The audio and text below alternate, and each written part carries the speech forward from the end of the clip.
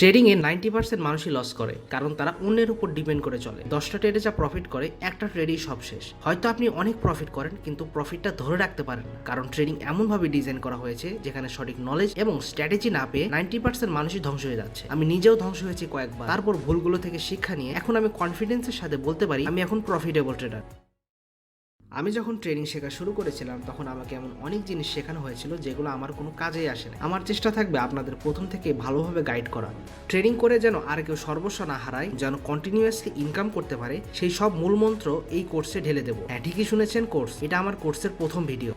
তো আজকের ভিডিওতে আপনারা জানতে পারবেন ট্রেডিং মানে কি এবং ট্রেডিং করতে কি কি প্রয়োজন হয়। তারপর আপনারা জানতে পারবেন ট্রেডিং থেকে কি আসলে ইনকাম করা যায় এবং এতে করে কি সংসার চালানো পসিবল। এরপর আপনারা জানবেন ট্রেডিং আসলে কাদের জন্য এবং কোন শ্রেণীর মানুষের ট্রেডিং শুরুই করা উচিত নয়।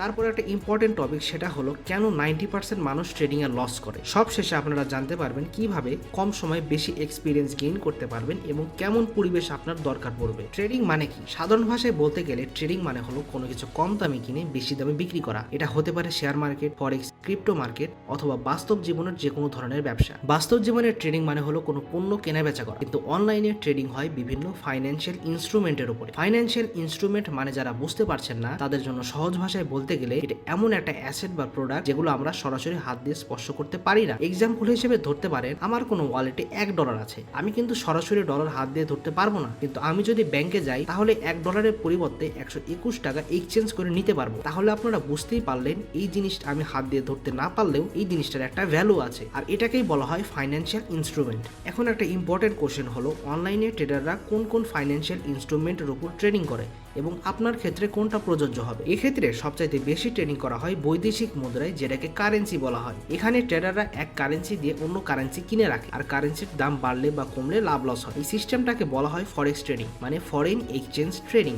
ফরেক্স ট্রেডিং এ প্রতিদিন $60 ট্রিলিয়ন বেশি ট্রেডিং করা হয়, কিন্তু ফরেক্সে যে কারেন্সিগুলোতে ট্রেডিং করা হয় সেগুলো সেন্ট্রালাইজড, মানে সেন্ট্রাল ব্যাংক বা ইনস্টিটিউশন সেগুলোকে কন্ট্রোল করতে পারে। ফরেক্সের পর যদি বেশি কোনো জায়গায় ট্রেডিং করা হয় সেটা হলো ক্রিপ্টো কারেন্সি। ক্রিপ্টোকে একা কেউ কন্ট্রোল করতে পারে না, সারা বিশ্বের অনেক কম্পিউটার একসাথে কানেক্টেড থাকায় এটাকে ডিসেন্ট্রালাইজড বলা হয়। এটা অনেক সহজেই বলা যায় ফরেক্সের থেকে ক্রিপ্টো মার্কেট কিছুটা হলেও সেফ। ফরেক্স এবং ক্রিপ্টো বাদে সবচাইতে বেশি ট্রেডিং করা হয় স্টক মার্কেটে। যারা স্টক মার্কেট কিভাবে চলে সেটা বোঝেন না, তাদের জন্য সহজভাবে বুঝিয়ে দিই। স্টক হলো কোনো কোম্পানির মালিকানার ছোট ছোট অংশ। ধরুন আপনার পরিচিত কেউ দোকান দিয়েছে এবং তার দোকান চালানোর জন্য টাকার প্রয়োজন। সে যদি আপনাকে বলে তুমি আমাকে $100 দাও, তাহলে আমার দোকানে 10% তোমার হয়ে যাবে। আপনি যদি টাকা দিয়ে ওই 10% কিনে নেন, তাহলে ওই ব্যক্তি ব্যবসা করে যদি 1000 টাকা লাভ করে, তার 10% 100 টাকা আপনার হয়ে যাবে। আর একই নিয়মে যদি 10% লস করে, তাহলে 100 টাকা আপনার লস হবে। আপনি যদি চান তাহলে অন্য কারো কাছে 5% বা পুরোটাই সেল করে দিতে পারেন। এটা মূলত হয় বড় বড় কোম্পানির ক্ষেত্রে। আমি আশা করি এই 3 মার্কেট সম্পর্কে ছোট করে হলেও একটা ধারণা দিতে পেরেছি। এগুলো নিয়ে বিস্তারিত এই কোর্সের পরবর্তী ভিডিওতে আলোচনা করা হবে। সব বিষয় বিবেচনা করে আমরা ট্রেড করব ক্রিপ্টো কারেন্সিতে।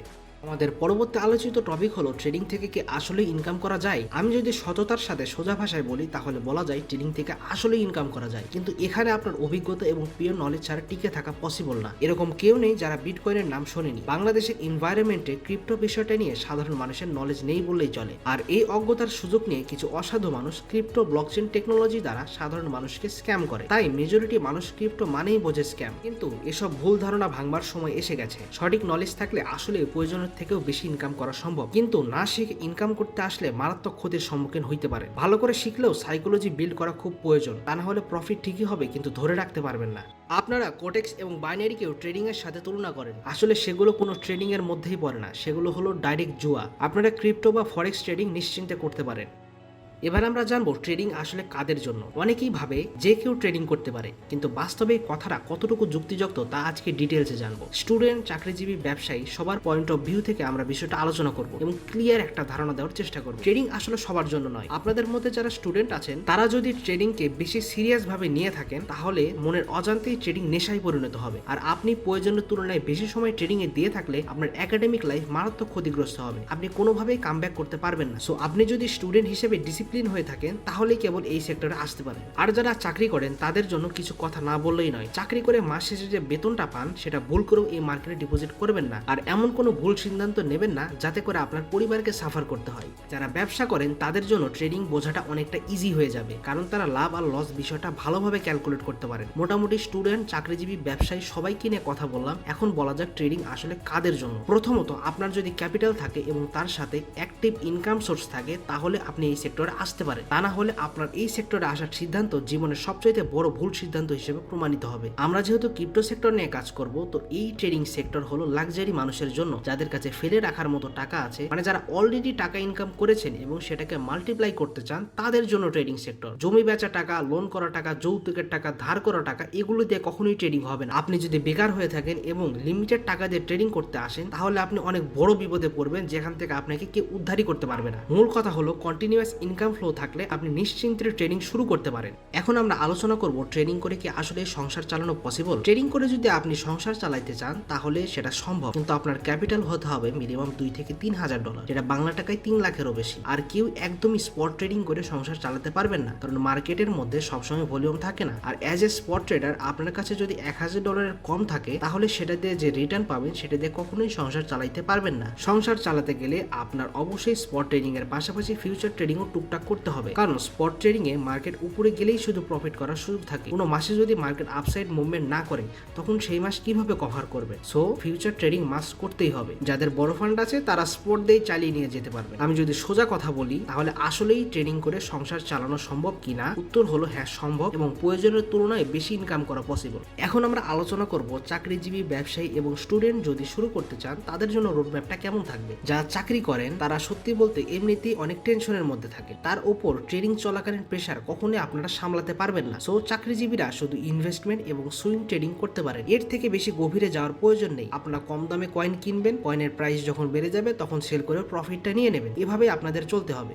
এবার যারা যে কোনো ধরনের ব্যবসা করেন তাদের কি প্ল্যানে চলা উচিত। যারা ব্যবসা করেন তারা কোনো সার্ভিস বা প্রোডাক্ট সেল করেন, চাকরিজীবীদের থেকে আপনারা একটু হলেও বেশি সময় দিতে পারবেন। যদি আপনার মনে হয় আপনার দরকার আছে তাহলে এই লাইনে আসতে পারেন। বেশি প্রয়োজন না থাকলে এই বয়সে এই দিকে আসার কোনো দরকারই নেই। আর যাদের বয়স 50-এর বেশি তারা নতুন করে শুরুই করবেন না। আর যদি শুরু করতেই হয় লক্ষ্য রাখবেন আপনার সেভিংসের 10%-এর বেশি যেন এই মার্কেটে না ঢোকে। এবার আসা যাক স্টুডেন্টদের কথায়। যারা স্টুডেন্ট আছেন তাদের একটাই পরামর্শ, just follow me, do nothing. Next যে কোশ্চেনটা আপনাদের মাথায় আসতে পারে সেটা হলো ট্রেডিং কি ক্যারিয়ার বা প্রফেশন হিসেবে নেওয়া যেতে পারে? সোজা উত্তর হলো পারে, কিন্তু এটা আপনার পার্সোনালিটির ওপর নির্ভর করে যে আপনি টিকে থাকতে পারবেন না ছিটকে পড়বেন। আপনি যদি শুধু সুযোগ কাজে লাগাতে পারেন তাহলে ইজিলি ফুল মান্থ কভার হয়ে যাবে। আর যদি আপনি বুঝতে পারেন মার্কেট কিভাবে চলে তাহলে ভাই আপনি কল্পনার থেকেও বেশি টাকা ইনকাম করতে পারবেন। আপনি বুঝতেও পারবেন না কি থেকে কি করা সম্ভব। কিন্তু মূল কথা হলো ট্রেডিং জার্নিটা অনেক চ্যালেঞ্জিং। এবার আমরা আলোচনা করব আপনার কেমন পরিবেশের দরকার হবে এবং কিভাবে কম সময়ে বেশি এক্সপিরিয়েন্স গেইন করতে পারবে। ট্রেডিং শেখা আর একাডেমিক স্টাডি করার মধ্যে তেমন কোনো ডিফারেন্স নেই। আপনি যদি আসলে এই সেক্টর থেকে কিছু করতে চান তাহলে আপনাকে এই মার্কেট নিয়ে অনেক পড়াশোনা করতে হবে। যখন পড়াশোনার কথা আসবে তখন নানা রকম প্রশ্ন এবং ডাউটও আসবে, তাই এমন একটা মেন্টর বাছাই করতে হবে যে আপনার দায়িত্ব নিতে না পারলেও আপনাকে ভালোভাবে গাইড করতে পারবে। আর প্রপার গাইডলাইনে থাকার জন্য আপনি চ্যাট জিপিটি কেও ইউজ করতে পারেন। এখন আর্টিফিশিয়াল ইন্টেলিজেন্স অনেক কাজে লাগে, বেসিক কোশ্চেনের উত্তর অনেক সহজেই পেয়ে যাবেন। আর সবচাইতে ভালো হয় এমন একটা কমিউনিটির অংশ হওয়া যেখানে আপনি ফ্রেন্ডলি এবং হেল্পফুল এনভায়রনমেন্ট পাবেন, যেখানে আপনার মতো অনেকেই থাকবে, তাদের সাথে খোলামেলা আলোচনা করতে পারবেন এবং একে অপরের এক্সপিরিয়েন্স শেয়ার করে ডিসিশন নিতে পারবেন। এখন আপনাদের কোশ্চেন হতে পারে এনভায়রনমেন্ট কেন প্রয়োজন? এনভায়রনমেন্ট প্রয়োজন কারণ একই মন মানসিকতার মানুষ যদি একই সাথে একই কাজে ফোকাস দেয় তাহলে বেটার রেজাল্ট পাওয়া যাবে। যেমন আপনারা ধরতে পারেন মসজিদ, জিম এবং এনি ল্যাঙ্গুয়েজ ক্লাব, এখানে সবার মেন্টালিটি একই থাকে, তাই সবাই সেফ ফিল করে। সবশেষে নতুনদের জন্য আমার পক্ষ থেকে কিছু সাজেশন থাকবে। প্রথম সাজেশন হলো আপনাকে সতর্ক থাকতে হবে, আর কারো লোভনীয় অফারে লোভে রাজি হওয়া যাবে না। মনে রাখবেন মানুষ নিজের স্বার্থ ছাড়া কাজ করে না। দ্বিতীয় সাজেশন হলো এই সেক্টরে অনেক স্ক্যামার আছে, সো সিট fresh, dollar buy sell, signal group, একদিনে টাকা ডাবল, এরকম স্ক্যামের শিকার যেন না হন, এটা সবসময় খেয়াল রাখবেন। তৃতীয় সাজেশন হলো মার্কেট এসেই কোনো প্রিমিয়াম কোর্স বা গ্রুপে জয়েন হওয়ার দরকার নেই। আগে মিনিমাম 3 মাস কোনো মেন্টর বা ইউটিউবারকে ফলো করে দেখবেন এবং ভেরিফাই করবেন আসলেই সে ট্রেনিং জানে কি না। সে যদি আসলে লাইভ ট্রেডিং করাইতে পারে তাহলে আপনি তার কোর্সে বা তার গ্রুপে জয়েন হইতে পারেন। আমি একটা বিষয় আবার ক্লিয়ার করে দিই, আপনার যদি অনলাইনে অন্য কোনো সেক্টর থেকে টাকা না আসে বা আপনি কোনো চাকরি করেন না, ব্যবসা করেন না বা কিছুই করেন না, আপনি শুধু চাচ্ছেন অন্য জায়গা থেকে টাকা আনবেন, টাকা এনে অনেক সাবধানে আপনি ট্রেডিং করবেন আর অনেক টাকা ইনকাম করবেন, আপনার যদি এরকম মেন্টালিটি থাকে তাহলে আপনি অনেক বেশি পস্তাবেন। তো আমি আবার বলছি, কন্টিনিউয়াস ইনকাম ফ্লো না থাকলে আপনার এই সেক্টরে আসাই উচিত না। আপাতত এই ভিডিওতে যথেষ্ট ইনফরমেশন দিয়েছি। আপনারা যারা ফ্রিতে বেস্ট ট্রেডিং কোর্স পেতে চান তারা আমার চ্যানেলটিকে সাবস্ক্রাইব করে রাখুন, পরবর্তী পার্টের জন্য অপেক্ষা করুন। ভিডিওটি যদি ভালো লেগে থাকে তাহলে লাইক, কমেন্ট এবং শেয়ার তো করবেনই, তার সাথে সাবস্ক্রাইব যদি ডিজার্ভ করি সাবস্ক্রাইবও করে দেবেন।